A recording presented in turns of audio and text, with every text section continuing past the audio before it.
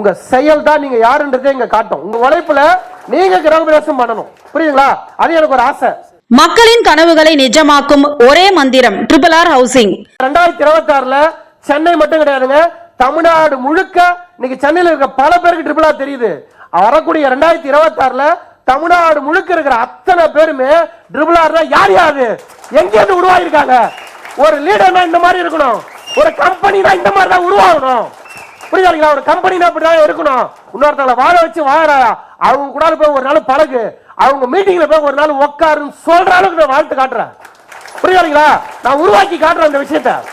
சென்னை போரூரில் இயங்கி வரும் RRR housing எத்தனையோ பல ஆயிரம் பேருக்கு வீடு மற்றும் மனைகளை வாங்கி தந்து நீண்ட நாள் கனவுகளை நிஜமாக்கி இருக்கின்றது.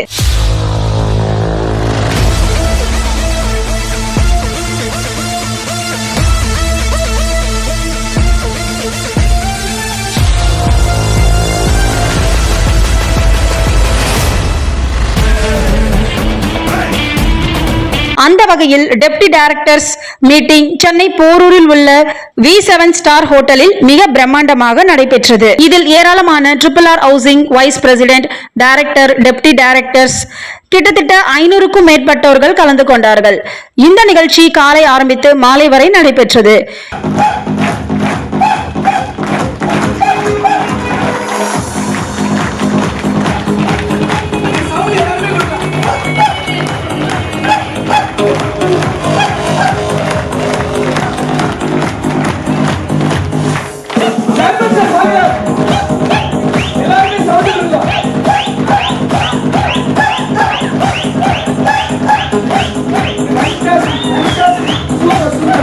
இதில் சிறப்பு அழைப்பாளர்களாக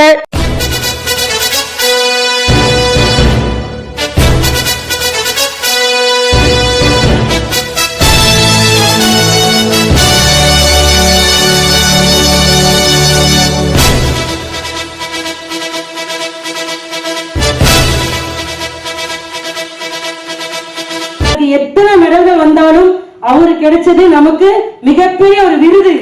சேர்மன் சாரே நமக்கு ஒரு விருது தாங்க.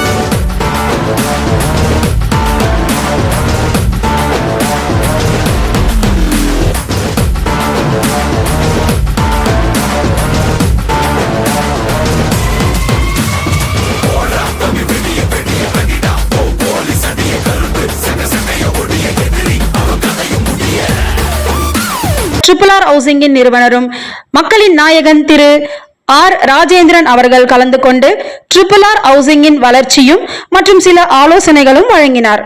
இதில் டெப்டி டைரக்டர் மற்றும் வைஸ் பிரசிடென்ட் பலர் தங்கள் கருத்துக்களை தெரிவித்தார்கள்.